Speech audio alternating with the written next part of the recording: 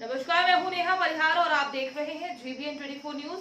आइए रुक करते हैं आज की मुख्य खबरों की ओर। सदर अस्पताल के ठीक बगल में कोविड जांच के नाम पर चल रहे लूट के खेल को आज माले ने पकड़ लिया। जांच के नाम पर बिना किसी रसीद के ली गई मनमानी रकम को वापस कराते हुए लैब संचालक को दोबारा ऐसा नहीं करने की चेतावनी देकर छोड़ा गया। इस बाबत पार्टी की ओर से जारी प्रेस बयान में कहा गया कि जिला परिषद के सामने शांति भवन रोड स्थित कृष्णा पैथोलॉजी सेंटर में आज मकतपुर निवासी विजय यादव की पुत्री प्रियंका कुमारी कोविड की जांच कराने गई, जहां लैब के संचालक द्वारा उससे एंटीजन जांच के नाम पर 800 रुपए ले लिए गए, जिसकी ना तो उसे कोई रसीद दी गई और ना ही लिखित में कोई जांच रिपोर्ट। लेकिन बच्ची द्वारा जब जांच के लिए गए पैसे की रसीद या जांच की लिखित रिपोर्ट की लगातार मांग की जाने लगी तो संचालक उल्टा उस पर भड़क गया और बदसलूकी पर उतर गया। तब प्रियंका ने इसकी सूचना अपने पिता को देकर उनके साथ माले नेता राजेश यादव से मिलकर इसकी जानकारी दी। सूचना मिलने के बाद ही श्री यादव तुरंत अपने साथी राजेश सिन्हा को साथ लेकर उक्त लैब पहुंचे और मामले को लेकर लैब संचालक से पूछताछ शुरू कर दी। मौके पर प्रियंका और उसके पिता भी बुलाए गए और आसपास के लोग भी जमा हो गए। पहले तो लैब संचालक पूरे मामले से ही इनकार करने लगा, लेकिन मामला बढ़ता देख उसने अपनी गलती मान ली और पैसा वापस करने को तैयार हो गया। आज कोविड के नाम पर पता चला कि 800 रुपया ले लिया गया है और जब नेगेटिव आ गया तो वो कहते हैं लैब वाले की अब तो इसका रिपोर्ट लेने का भी जरूरत नहीं। ये इस बात का पता चला जैसे ही भाकपा माले को, तो राजेश यादव जी कॉमरेड और मैं वहाँ पे गया। इसी बीच में उन्होंने स्वीकार पहले तो नहीं कर रहे थे कि इस तरह से हम करते हैं, क्योंकि बड़ा हेगड़ी में बात कर रहे थे और मतलब जो नियम है इस गिरडी का उस तरीके से आ रहे थे पेश। लेकिन जैसे ही हम लोग दबाव बनाना शुरू किए उन्होंने अपना पैसा वापस करना शुरू कर दिया। लेकिन देखिए ये बड़ी बात है कि ये जो हो रहा है, ये जितना भी प्राइवेट हॉस्पिटल है वो भी रसीद नहीं दे रहे। क्यों नहीं दे रहे? किससे लूट रहे हैं, क्या कर रहे हैं? वो सारे चीजों पर अगर मुख्य मुद्दे पर बात किया जाए तो सरकारी हॉस्पिटल का भी हाल वही है, प्राइवेट हॉस्पिटल का भी वही हाल है। प्रशासन से आग्रह करना चाहते हैं कि इस तरह से कोविड जांच के नाम पर जो अफरा तफरी और लूट मची हुई है और खास करके प्राइवेट लैब में या और जहां भी हो रहा है लूट, इस पर वो रोक लगाई जाए। दूसरी बात हम यह कह रहे हैं कि टीकाकरण के नाम पर भी अव्यवस्था देखने में आ रही है। आज कुछ लोगों ने हम लोगों को शिकायत किया कि DPRO ऑफिस में जहां पर एक सेंटर टीकाकरण का बनाया गया है, वहां पर दर्जनाधिक लोग पहुंचे हुए थे जिनको समय पर बुलाया गया था टीका लेने के लिए, लेकिन उन लोगों ने शिकायत की कि वहां टीका देने की व्यवस्था उनको नहीं की गई थी। तो ये भी जो अव्यवस्था है यह ठीक नहीं है, इसको प्रशासन को संज्ञान में लेना चाहिए।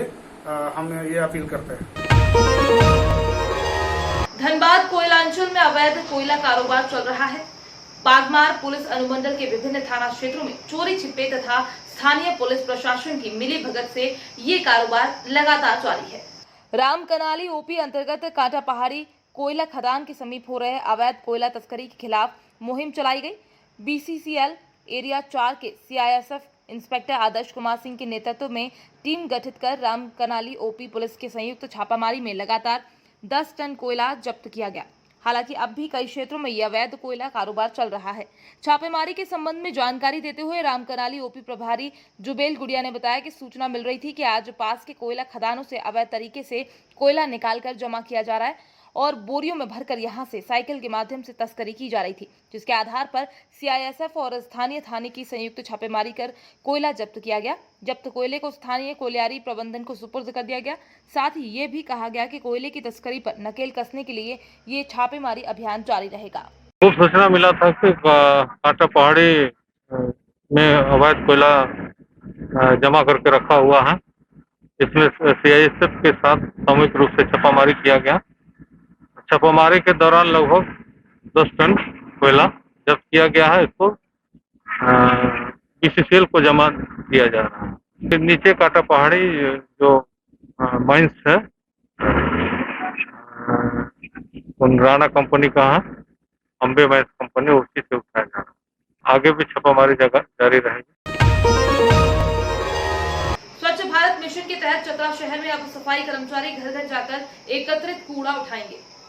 राज्य के श्रम नियोजन परिषद एवं कौशल विकास मंत्री सह स्थानीय विधायक सत्यानंद भोक्ता व नगरपालिका के अध्यक्ष और गुंजा देवी तथा पार्षदों की मौजूदगी में कूड़ा उठाव के लिए 10 वाहनों को हरी झंडी दिखाकर रवाना किया। इस मौके पर मंत्री श्री भोक्ता ने बताया कि शहर को स्वच्छ व सुंदर बनाने के लिए राज्य सरकार ने चतरा नगर पालिका के माध्यम से 10 वाहनों का क्रय किया है ताकि गली मोहल्लों में डोर टू डोर कचरा कलेक्शन किया जा सके।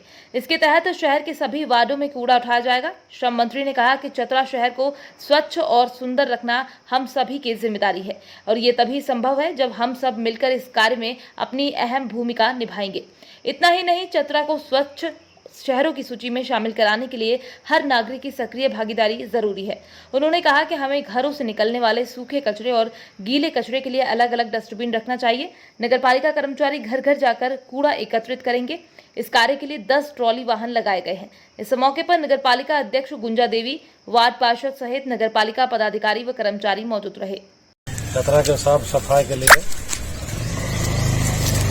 नगर परिषद में 10 गाड़ियाँ जहाँ जहाँ कूड़ा है, खराब है, कोई गंदगी है, तो साफ सफाई के लिए राज्य सरकार द्वारा गाड़ी क्रय किया गया और नगर परिषद में हमारे अध्यक्ष महोदय और उपाध्यक्ष महोदय और नगर परिषद के सचिव साहब और तमाम अधिकारियों का बहुत बहुत धन्यवाद देते हैं।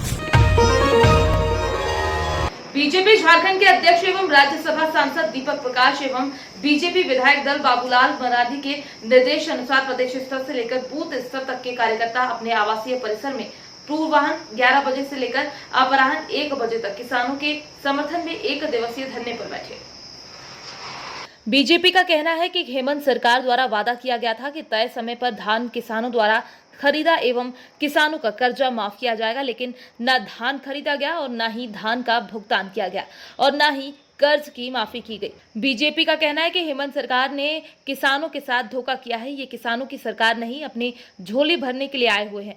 इन्हीं तमाम मुद्दों को लेकर झारखंड के बड़े नेता बाबूलाल मरांडी, दीपक प्रकाश, सीपी सिंह, लुइस मरांडी, तमाम छोटे बड़े नेता अपने आवास पर धरने पर बैठे तथा जल्द से जल्द किसान का लोन माफी और किसान के लिए गए धान का मूल्य किसानों को दिया जाए। बाबूलाल मरांडी का कहना है कि 2 लाख किसानों ने धान विक्रय के लिए रजिस्ट्रेशन कराया, लेकिन आधे से कम लगभग 95,000 लोगों का ही धान झारखंड सरकार ले पाई। वो भी अभी तक किसानों की राशि किसानों को नहीं दी गई है। ये सरकार किसान विरोधी सरकार है। झारखंड प्रदेश में हमारे किसान भाइयों की हालत अभी बहुत ज्यादा दयनीय है। बहुत ही आर्थिक तंगी से वो गुजर रहे हैं। इस कोविड महामारी के इस कालखंड में उनके पास धन की घोर अभाव है, इलाज के लिए पैसे नहीं है उनके पास। माननीय मुख्यमंत्री जी ने नवंबर महीना में कहा था कि किसान भाइयों की धान की सरकारी खरीद होगी, लेकिन ठीक 8 दिन बाद ही कांग्रेस पार्टी के प्रदेश अध्यक्ष एवं राज्य सरकार के वित्त मंत्री श्री रामेश्वर उरांव जी ने ये कहकर टाल दिया कि अभी धान जो है बहुत ज्यादा गीला है, जब सूखेगा तब इसकी सरकारी खरीद होगी।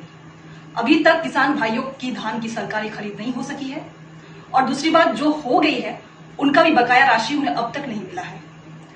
इसलिए किसान भाइयों की अभी हालत बहुत ज्यादा दयनीय है। घोर आर्थिक संकट एवं विषम परिस्थिति से वो गुजर रहे हैं।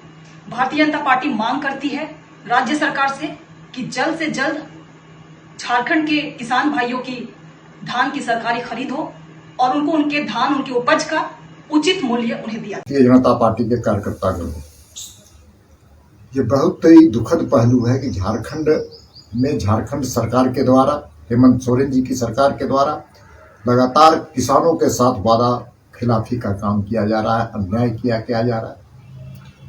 साथ ही साथ हम कह सकते हैं किसानों पर अत्याचार करने का भी इन्होंने काम किया है।